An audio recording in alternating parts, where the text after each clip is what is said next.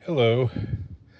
I just finished Bret Easton Ellis's book, The Rules of Attraction. And that means that I have read everything in the Bret Easton Ellis catalog. Um, I've tackled the entirety of the BEE canon, and I thought this might be an interesting time to give an overview of what I think, my general observation of his work. I am, for those of you who don't know, I worked as an English teacher for a while. I'm not employed currently as an English teacher, but my philosophy is, my belief is that once an English teacher, always an English teacher. Just like with the Marines, you know how they say, always faithful, semper fi. There's no such thing as a retired Marine. Same with an English teacher. You're always an English teacher, even if you're not employed. And you've always got your English teacher hat in your pocket, proverbially speaking. And it's ready to come out at a moment's notice. And I've got my English teacher hat on right now, even though this isn't going to be much of an organized lecture, because I haven't organized my thoughts enough to warrant giving it that kind of label. It's more of a free-flowing take on Bret Easton Ellis's work from the beginning to the present, from his first work up through the present. Now, I think I've talked before about my first encounter with Ellis's work was in the early 90s, 1990, 1991, whenever it was that American Psycho was released, and it was extremely controversial, and feminists everywhere were angry and wanting to ban it, and it was the first example that I can remember of the left, of groups on the left banding together to try to see to it that a work of literature not see the light of day. Up to that point, I had always thought of that part of being a liberal meant being against censorship, and I always conceived of censors as conservative types, whether they're religiously affiliated or politically affiliated, what have you. I never had conceived of this notion of the leftist as a censor, and of course we've seen a hell of a lot more of that.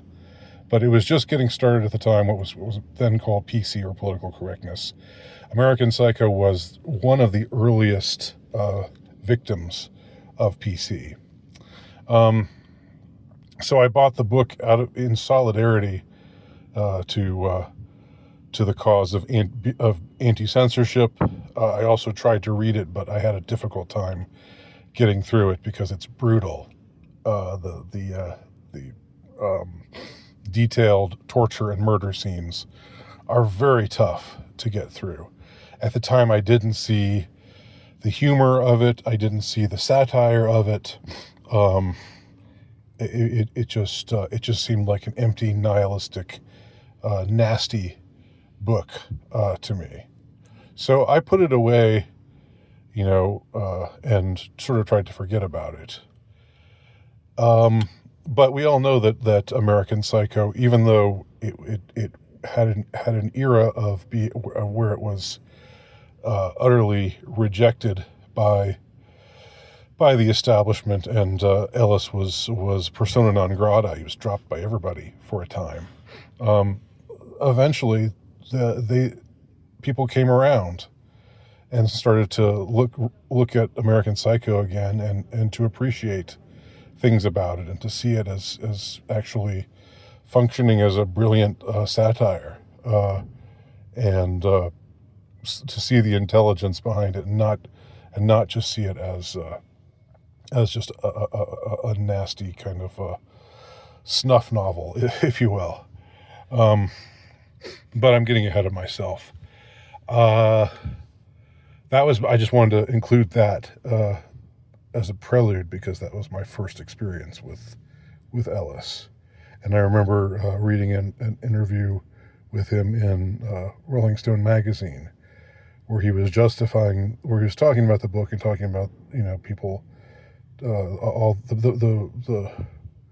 the movement, this massive wave of censoriousness that rose up against him, and how they tried to prevent the book from being published, and how his initial publisher dropped the book, but it got picked up by somebody else, and all this stuff. So anyway,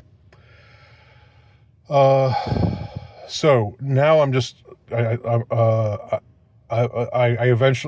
eventually I came around on Ellis and became interested in reading some of his other stuff, and that interest then, kind of widened and broadened, and now I've read every single book that he's put out, and I'm going to start at the beginning. So let's start with the very first book that he wrote, that he basically published as a very young man. I think it was published while he was in college, at maybe age 21. And that book is called Less Than Zero. Now, I would group Less Than Zero, which was published in 1983, I believe, and The Rules of Attraction, which was published in 1987. I would put those two books together. I would say they are companion pieces of one another. They follow a similar trajectory. The main difference is that Less Than Zero is written entirely from the point of view of Clay, the protagonist, whereas Rules of Attraction is written from numerous different characters' points of view. And I think that's the only book, by the way, that Ellis has taken on that format. I think for all of his other work, I think is all written in first person, unless I'm forgetting something or leaving something out. I think well, actually, there's The Informers, which is a collection of short stories, and I think, and that contains various voices, but it's a little different in that all of the different stories are, there are their own. It's more like a series of episodes rather than a storyline or a whole tapestry of characters weave together into one larger work. So anyway, I want to group those first two works together, because I think they largely cover the same kind of terrain. What you have in both Less Than Zero and in The Rules of Attraction is a profile of a group of young people who are mostly wealthy, privileged, who don't really struggle as far as having material things go. They all have nice cars, they all have nice clothes. They can afford to go to expensive restaurants, and they can afford designer drugs. And that's the thing that's getting into a little bit of the psychic terrain of these characters, is they are all just empty people. They're aimless, rootless young people. They are extremely promiscuous. They, there's if a couple is together, usually there's almost always some kind of infidelity. There's it's mostly heterosexual, but there's also some bisexuality with the main character of Clay. He mostly sleeps with girls. He has a girlfriend, but he also sleeps around on her, and she sleeps around on him, and that's just sort of the pattern. It's a extremely amoral kind of environment. These kids, these young people, are just sort of cynical and jaded, and when they talk to each other, you sort of see their desperation and their unhappiness, but they also kind of have this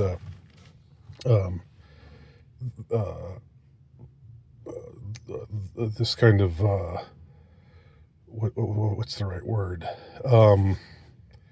I think jaded is a pretty good word to describe their attitude. Detached. That's the word that I was looking for.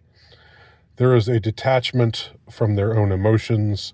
I think Ellis talked about wanting to convey numbness as an emotion, and I think these two books work as far as that goes. So there's something. I mean, you could say these are depressing books to read, but I do think there's an implicit indictment of these characters, or at least, or maybe of the society that breeds characters like this. I think we as the reader see that things aren't right, that this is something, there's something really messed up about these young people, how they're living their lives, and how they seem to have no values, and there's some ugly things. There are some ugly things that happen. There's some funny moments. Most of the humor is maybe dry and kind of dark. A lot of it has to do with the dialogue, and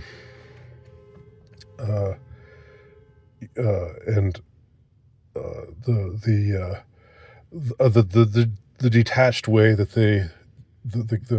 these characters talk to each other, and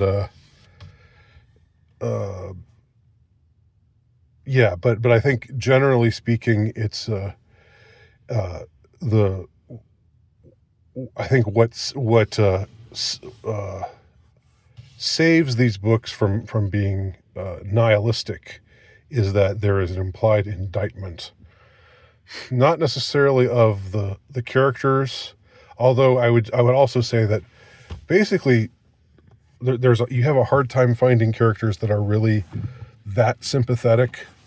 Some have sympathetic moments, and I think in Less Than Zero that Clay is generally pretty sympathetic, even though he's also sort of a aimless and detached kind of person who is really passive where he ought not to be, and he sees some of the things that the young people around him do. They include a couple of scenes where a young girl is tied up and about to be raped, and he's just sort of there, and he's disturbed by it, but he doesn't do anything about it. There's another scene where there's they find a dead body in an alley, and it's just sort of a cool thing for them. It's just like this freak show. Also, he has this friend who's a drug addict, and he's gone into debt because he spent so much money on drugs, and now he's been forced to prostitute himself to businessmen, and so he's got this really sleazy pimp, and Clay tries to help him out, but also there's this chilling kind of detachment that we see even in these scenes, involving his friend. having to do these degrading things because of his addiction and what it's the tough spot that it's led him to. And in the rules of attraction, it's set at college on the East Coast. The college is based on where Ellis himself went. It's called Camden. I think it was Bennington College in real life, just in this place in rural New Hampshire. But it's the same kind of it's the depiction of college life as just empty hedonism and drug taking and again characters who sleep around, who are emotionally detached from each other. And I would say that in Less Than Zero and in the Rules of Attraction, that there isn't much of a story to speak of. These aren't books that you read and that you know where you're riveted by the plot and you want to find out where it all is going and will this quest be successful? Where will it take them?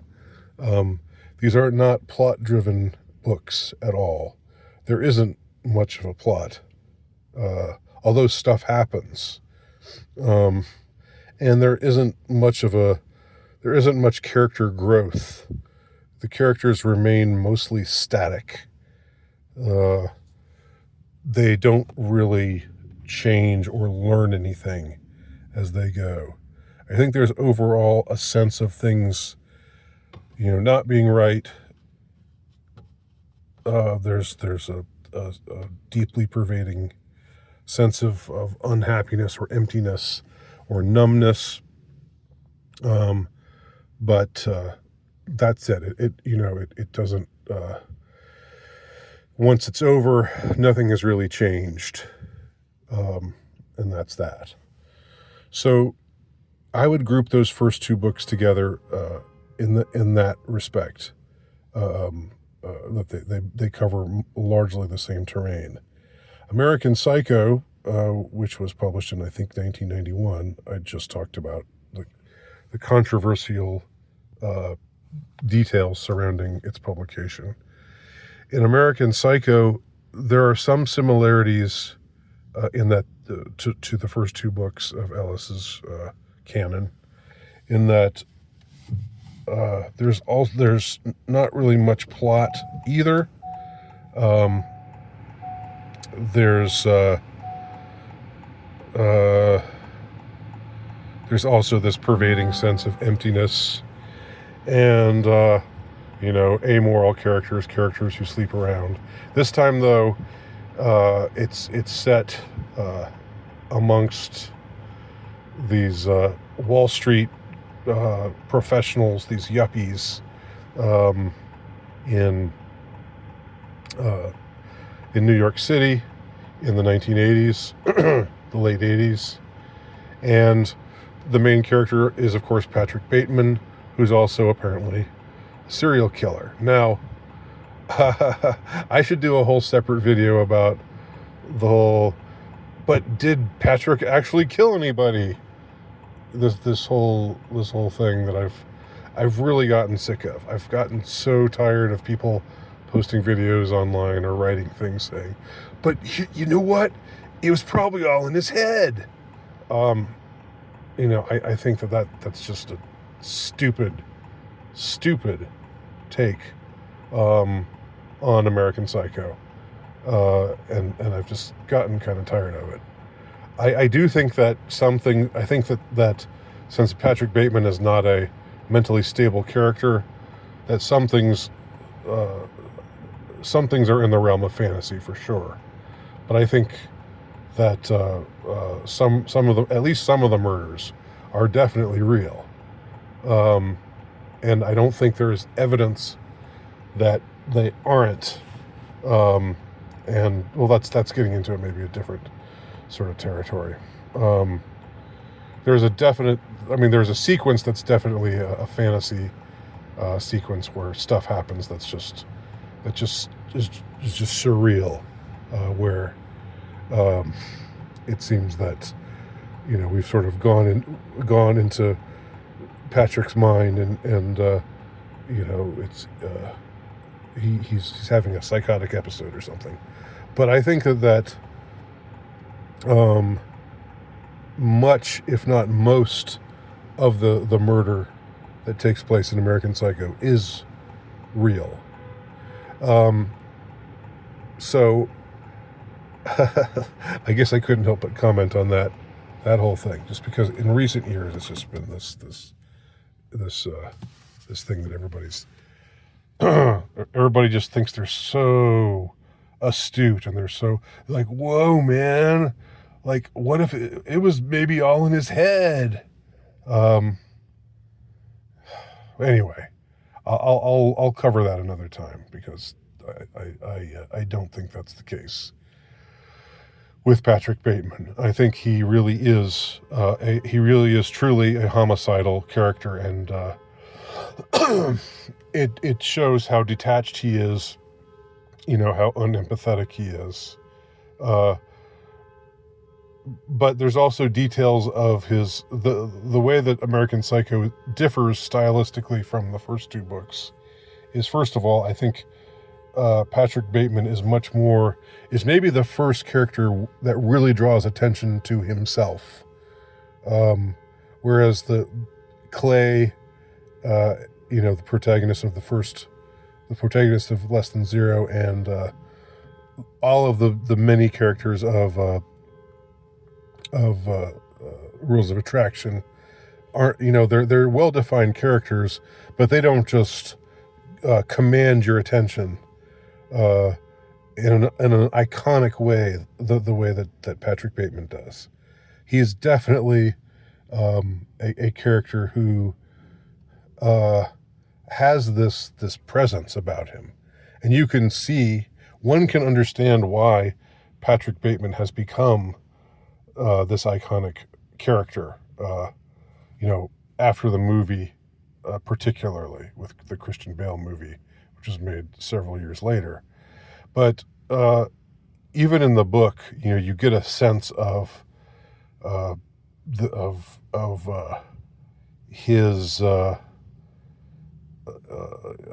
his personality, how much he values material possessions, how he's very socially conscious. He wants to have the best business card. He wants to have the best hair. He wears non-prescription glasses. He all of his clothes are brands, and he's eager to tell us what kind of brands they are. He also describes the kind of jacket that so-and-so, like if he's with other characters, he describes the jacket that this character is wearing and what the brand is, and the watch that he's wearing and what the brand is, and the pants and so forth. And so there's just this extensive detail about brands, and about extensive information about what people are wearing and how they look, and who's the top dog, who's got who's got the real authority, who's putting who in his place. One of the lines that he has is that also is in the movie is, he says, "I want to fit in."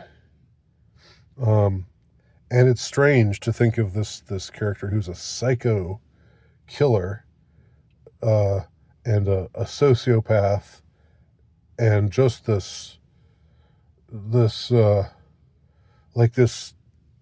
lizard being, this cold-blooded reptilian, walking around masquerading as a man. There's something, just really strange about that, and that's in some ways the pathos of the character and the humor of the character. This is an incredibly funny book in many places. I would say it might be the funniest of all of Bret Easton Ellis's work. But but the humor you know, comes from it comes from Patrick's desperation to fit in and his hyper awareness of who's got the bigger apartment, who's got the better clothes, whether part of the humiliation, like a running joke in the book, revolves around this restaurant called Dorsia. And so now, whenever I hear about Dorsia, there's so many lines that, of course, are now iconic from the book, and they were repeated in the movie. Like, I have to return some videotapes, and so many other things. The Patrick Bateman isms. But the joke about getting getting reservations for the Dorsia, this restaurant called Dorsia, which he's never able to do. It's just like they're always booked because it's where the tip top people go. Those highest on the social totem pole they're the only ones who are able to get reservations to Dorsia. So Patrick is frustrated, and it makes him feel insecure that he's not able. Whenever he calls Dorsia and tries to get reservations, they just they laugh at him and hang up. And there's lots of humor of that sort. There's, of course, in the movie there's the business card scene, which is also in the book, but it's more of I would say it's a more of a dramatic moment in the movie. Very funny scene too, where it's just this intense kind of who's the real alpha male here face off between all of these Wall Street guys who dress alike and have the same kind of hair and are constantly confused with one another. Patrick gets confused with other characters get confused with other characters, and there's one character that Patrick murders in the book. His name is Paul Owen. He's better known as Paul Allen. For some reason, they renamed him Paul Allen for the movie. But yeah, so he murders him in his apartment, or in an apartment in I can't remember, in some apartment. I think it's not his own apartment. I can't remember whose it is right now. Anyway, and chops up the body and hides it, and then the police come and ask him some questions about Paul Owen, where he is, and Patrick tries to act nonchalant about it, and the policeman doesn't really seem to know what he's doing. Doesn't really seem to ask the right kind of questions, and and later he says, "Oh well, we found him. He was discovered in London. He was sighted in London." And the people who the people who are on this, Patrick Bateman didn't actually kill anyone, who are banging that hobby horse, or riding that hobby horse. They say they cite that as sure evidence that Bateman murdered no one, and every murder was just in his head. But there's another scene where he goes back to the apartment where he killed the guy, and he has an interaction with the realtor, which indicates that she knows who he is, and that she knows that he killed. She knows that there was a dead body found in that apartment, and she doesn't want that to be discovered because if it's discovered that there's a dead body in that apartment, that someone was murdered there, then of course the property value goes down and nobody wants to live there. So that entire scene, the significance of that scene, is entirely lost if the murder was all in his head. So anyway, what's the final verdict? What's the final thing I would say about American Psycho? It's a step in a slightly different direction.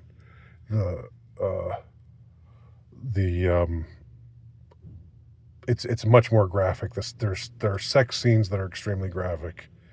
There are murder and torture scenes that are, as I said, are extremely graphic. And again, Patrick Bateman stands out as this iconic sort of character, this anti-hero, who we end up in some way feeling sorry for or pitying, in spite of ourselves, in spite of knowing how awful he is. But there's also a humor to his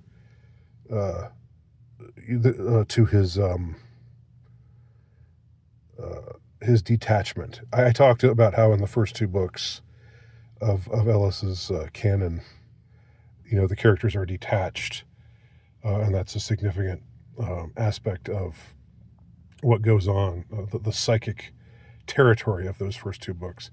In American Psycho, Patrick Bateman's detachment from humanity is played up more, and more attention is drawn to it, and it's more a joke is made, a kind of sick joke is made of it.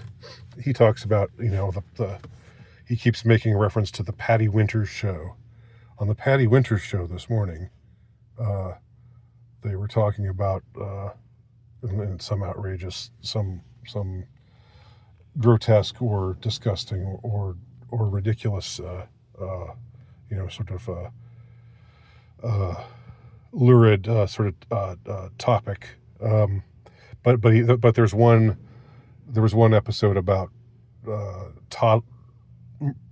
toddlers who were murdered, and where he goes on and he laughs at the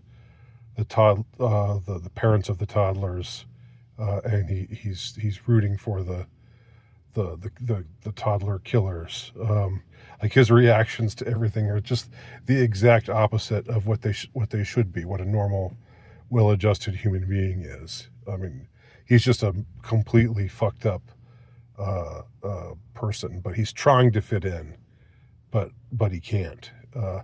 Even though he's impeccably dressed, even though he's hyper aware of what it's supposed to mean to fit in, he just doesn't really know what it means to be human, because of his sociopathy. And the question of where that comes from, is we never know for sure. There are no definitive answers. I think, and like as with the first two books in Ellis's canon, there isn't much of a plot here either. I think that a danger for the reader in all three of these books is to maybe get at some point to lose interest just because the story doesn't really go anywhere. It's just a series of vignettes. You can almost, like, sometimes you almost wonder why bother reading this from beginning to end, because there isn't really an order to, there's no discernible order to how things happen, especially in American Psycho. I would say it doesn't all build to a climax, and then the typical Aristotelian notion of rising action leading to a climax and then a resolution. There's no resolution as the book ends. The final sentence is, "This is not an exit," And the first sentence is, "Abandon all hope, ye who enter here," which is also the first line of, well, it's not the first line of the Dante's Inferno, but it's what it's the sign that Dante reads over the entrance to hell. So that lets us know that we are being let in on a vision of hell in the modern world. So I think read the right way, I think this is also a compelling work of satire. But at the time when I read it as a 20-year-old, I just sort of thought, this is disgusting, and this seems nihilistic, and I don't know why am I, how am I benefiting from these kinds of detailed descriptions of carnage. It's really pretty upsetting. A lot of the scenes, the torture scenes, are pretty upsetting if you read them all the way through. And even now, as I've been rereading it, I've been skipping around those scenes, I'll admit, for the most part. I still question why it needed to be quite so detailed. Ellis's justification is that Patrick Bateman is a character who's very compulsive about detailing all these kinds of things, like just when he's in a social setting, he gives details about, as I was saying before, the kind of brands that people are wearing, and he's hyper aware, hyper fixated on these kinds of details. Kind of OCD, what we would call OCD today. So, so it figures, he said, that he would also be detailed about the murders. I don't know. I don't know whether I would. I still don't know if I would justify the sheer brutality of the murders, and I don't want to make it sound like the murders play a larger, or the torture scenes play a larger role in the book than they do. They're really few and far between, but when they do, when you do come across one of those scenes, it goes on for pages and pages and pages, and you're just kind of like, oh my God, oh, this is awful. And the detail is so so vivid. But that's American Psycho, and I would say